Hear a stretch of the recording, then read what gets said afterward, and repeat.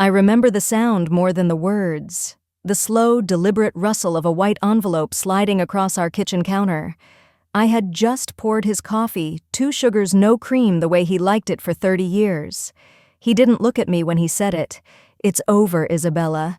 You'll find everything you need inside." Inside was a divorce petition and a notice of asset transfer. My name wasn't on anything anymore. Not the house, not the bank accounts. Not even the company I helped him build from scratch. According to Marcus, I was obsolete. He left with a younger woman on his arm and a smirk that said I won.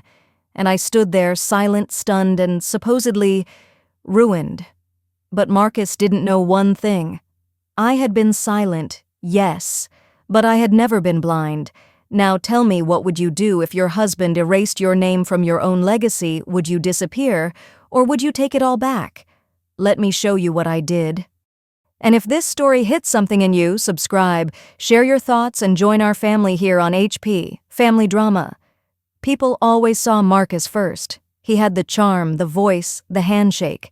The kind of man who could walk into a room full of strangers and leave with everyone's admiration and half their business cards. Me, I was the woman 2 steps behind, holding the schedule, double-checking the invoices, watching his back.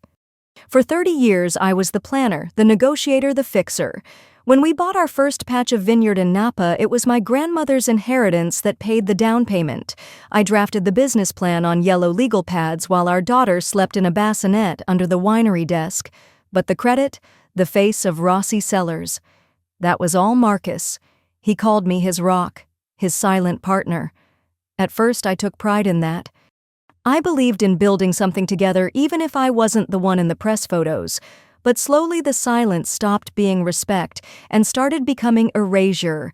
At investor dinners, Marcus introduced me as his wife or the real boss at home, never once mentioning I had managed the books, negotiated the shipping contracts, or designed the early branding. Our daughter Elena once asked him why Mommy wasn't on the office wall next to the founders. He laughed and said, "Because she's too modest for that." I wasn't modest.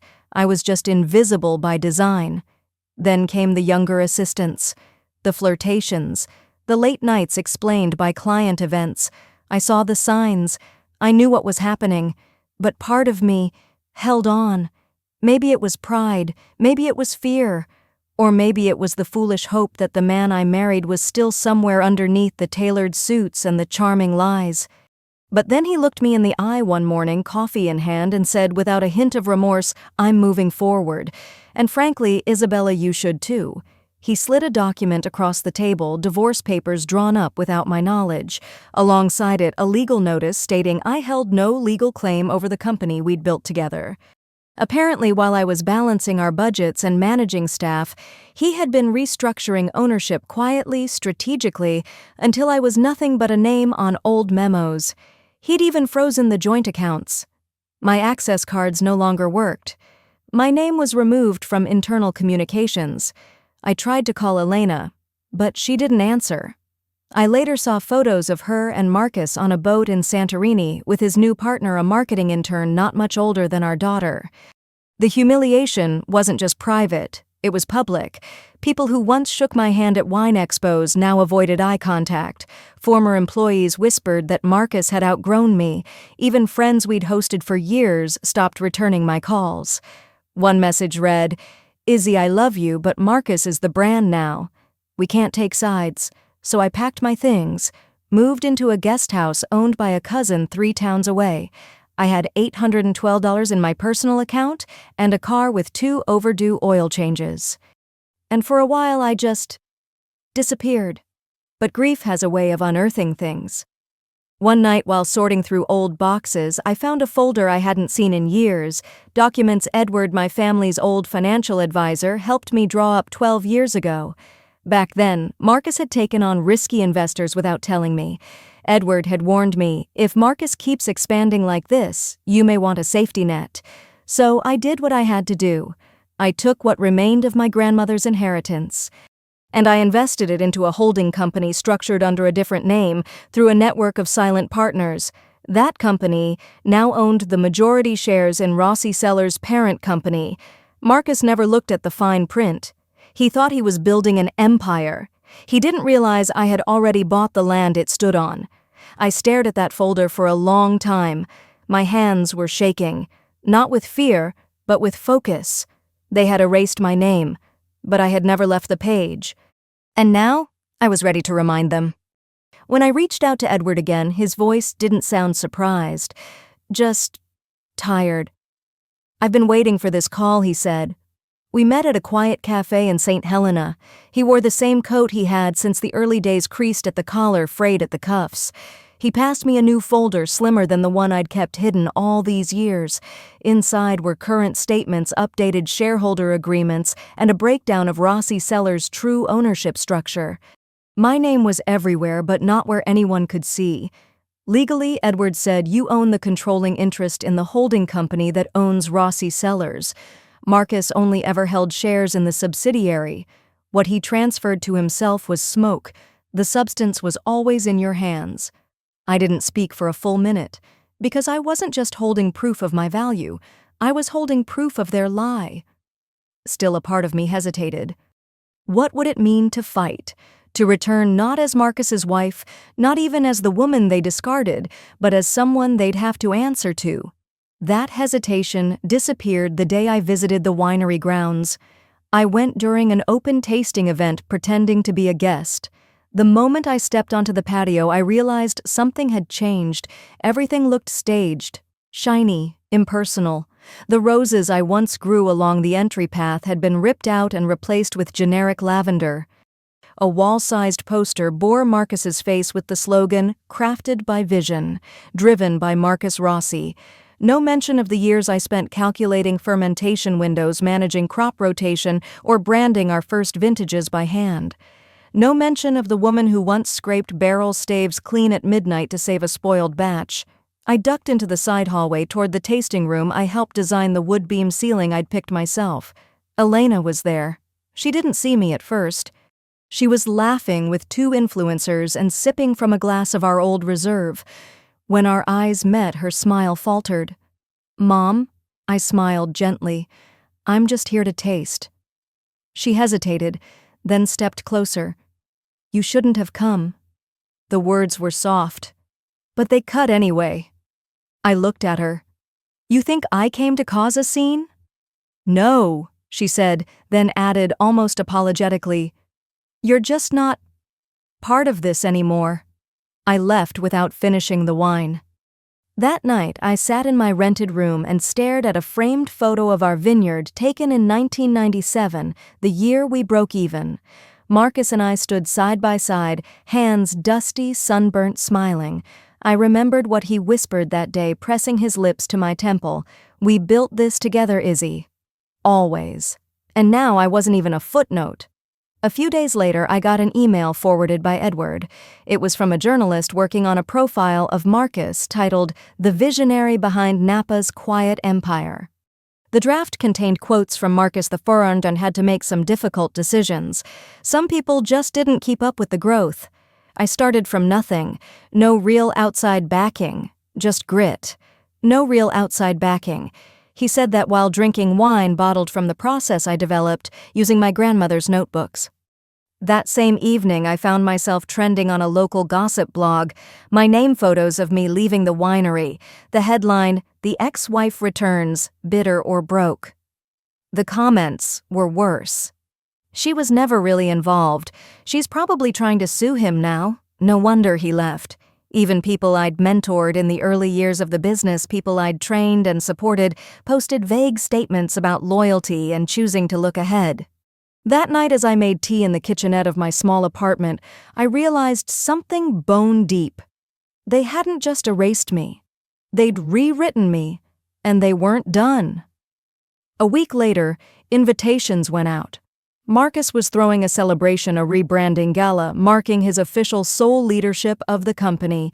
It would be black tie, full media presence, international wine critics, former board members, local officials, and the venue, our vineyard estate, the one we built together.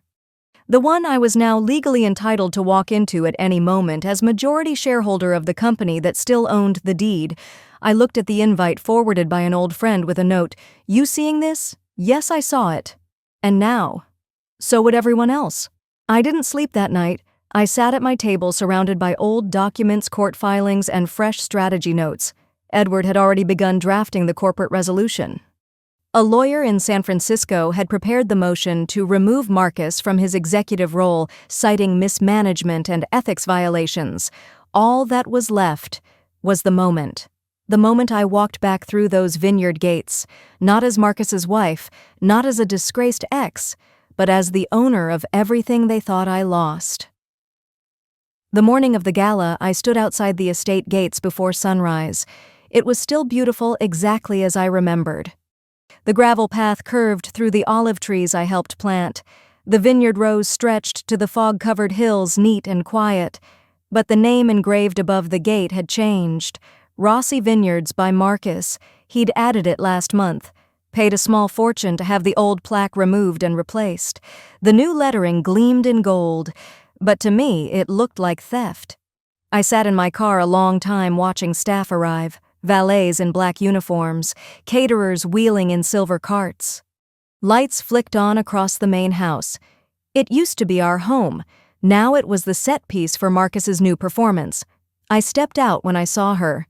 Genevieve. She wore a white fitted suit, almost bridal. Her heels clicked across the cobblestones like punctuation. She paused outside the front door, posed for a photographer Marcus must have hired, and laughed when a reporter asked if this was the official unveiling of the power couple. I hadn't spoken to her since the day she slapped a no-contact letter on my lawyer's desk, but now, watching her glide through my garden with my daughter by her side, that's when something inside me broke. Elena walked behind her, hair curled wine-colored dress. She looked stunning. And hollow. I remembered brushing that same hair before her first day of school. I remembered the way she used to tuck her hand into mine when we walked the vineyard trails together. The way she whispered, "I want to be like you, Mom." Quiet but powerful, but now she stood behind the woman who replaced me. I tried not to cry. I really did. But tears came anyway, silent and burning. It wasn't just grief, it was mourning. Not for a man, not even for a marriage, but for the version of my life that would never return. Later that morning, a courier arrived at my apartment. I expected it to be legal paperwork, but it wasn't.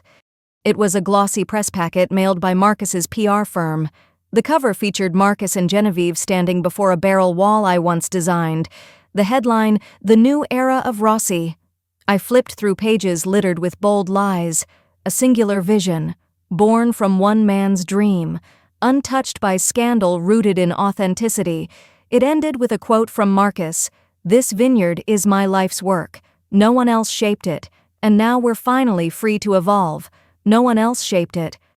Not the woman who ran payroll during harvest seasons, not the woman who held his hand while they took their first business loan, not the woman who designed the company's original crest from an old family ring.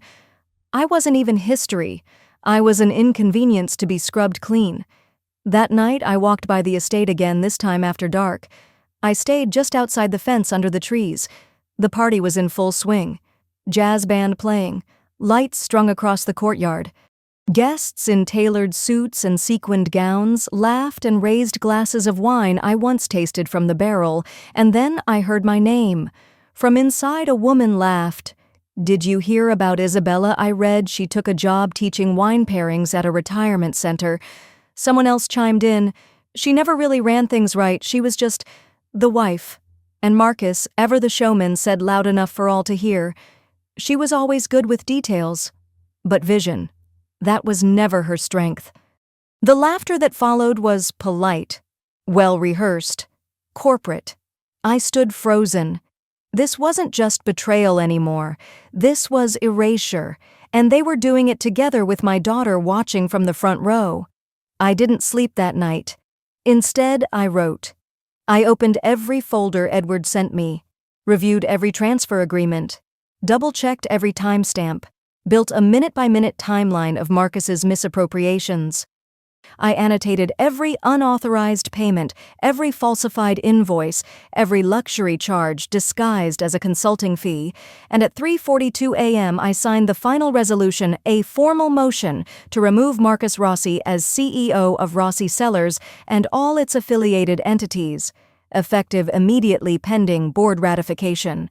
Attached ownership proof misconduct documentation, emergency shareholder activation clause. I didn't cry when I signed it. I didn't feel triumphant either. I felt clear. Because I had reached the place no one wants to reach, where you realize the people you once loved were never going to come back for you. And now you don't want them to. You want justice. The kind that doesn't scream.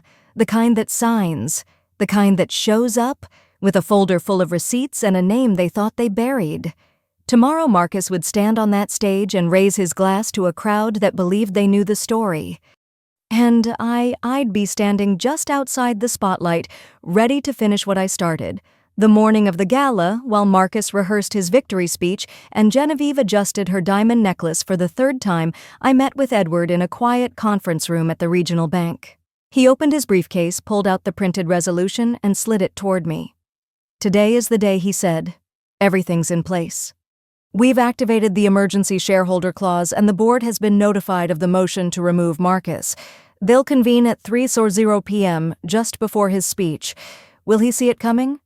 Edward gave me a faint smile. "He'll hear about it the moment we read the vote aloud in front of everyone." I nodded slowly. This wasn't just about Marcus anymore. It wasn't even about the company. It was about truth. And this time I wasn't walking in quiet. I was walking in seen. The gala began at 4:00 p.m. sharp. Rossi Vineyards gleamed under the late afternoon sun, transformed into a stage of curated luxury. Musicians played light jazz under white awnings. Guests sipped sparkling rosé and took selfies beside engraved barrels, each one labeled with Marcus's name. No mention of mine. None ever was. But that was about to change. I arrived in a black silk suit, simple, elegant, precise. My hair pulled back, minimal makeup. No flash, no jewelry, just presence. People noticed. A few paused mid-sip. Some whispered. One woman actually dropped her champagne glass. I didn't look at them. I walked through the vineyard path like I built it because I had. I stopped only once, just outside the courtyard where the brass plate read, "Marcus Rossi, founder and visionary," a lie carved in metal. I placed a folded document beneath it, an authenticated certificate naming the original founder of the holding company that controlled the vineyard. My name. Let them find it later. Let them wonder when the rewriting began and who had written the real story. Inside, Marcus stood under a floral arch, beaming at the cameras. Elena was beside him, tense, but smiling. Genevieve stood on his other side, holding a flute of wine like a trophy. The board was already seated near the back, 10 members in tailored suits, each one clutching a sealed envelope Edward had couriered just an hour ago. As Marcus raised his glass, the board chair stood. "Mr. Rossi," she said calmly, "before your remarks there is business we must attend to." Marcus frowned. "Can this wait until after? I'm afraid not." The chair opened her envelope, cleared her throat, and read aloud, "Effective immediately. The board, pursuant to its emergency powers and majority shareholder directive, has voted to remove Marcus Rossi from his position as CEO and revoke all executive privileges. A full audit is forthcoming." Gasps rippled through the room. Marcus laughed, shallow, forced. "This is absurd." Who authorized this?" I stepped forward. Eyes turned. Phones lifted. Marcus's jaw clenched. "You." "Yes," I said simply. "I'm the majority shareholder of the holding company that owns Rossi Cellars. I've held that position for 12 years. He shook his head, stunned. "That's impossible." "You never read the documents, Marcus. You were too busy building your image to check your foundation." I turned to the crowd, voice steady. "For 30 years I worked behind the scenes. I ran numbers, managed crises, handled logistics. And when I asked for recognition, I was told to be grateful. I looked at Elena. She didn't move, so I became quiet. But I didn't become blind. I raised a second folder. In this file are records of misuse company funds paid to non-employees, falsified invoices, and personal expenses labeled as business development. I stayed silent while the man I built this with erased me from his narrative, but now the truth speaks. A hush fell. Marcus sputtered. "You can't just walk in here, and I didn't walk in, Marcus." I pointed to the far wall where my original design sketch for the first Rossi label still hung. I never left. Security was called not to escort me, but to remove Marcus. As they walked him through the courtyard, guests turned away. Some whispered, some recorded. Others just watched the unraveling of a man who believed his own myth until the moment it shattered. Genevieve followed him head high, but her hand trembled as she gripped her purse. Elena. She stayed. She looked at me, eyes unreadable. Then, she nodded. Just once. Small, but real. I didn't cry. I didn't smile. I simply turned toward the podium and said, "This company doesn't need a new story. It just needs to remember the real one." After the gala ended, I remained behind.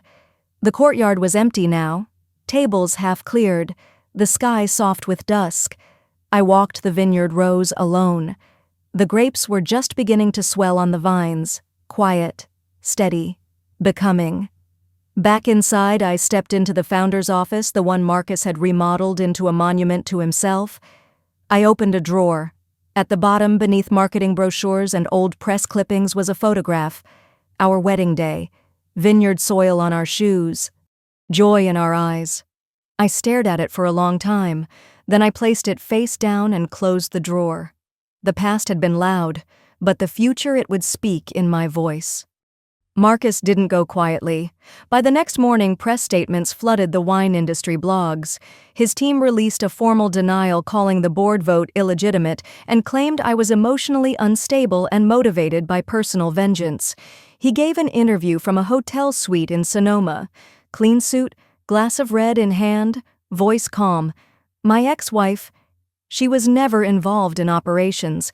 This is a sad attempt to rewrite history and hijack a legacy that I built. I watched it play from my office sunlight, warming the back wall, a cup of untouched tea cooling beside me. He still didn't get it. He thought this was about him. He didn't know this was bigger than both of us.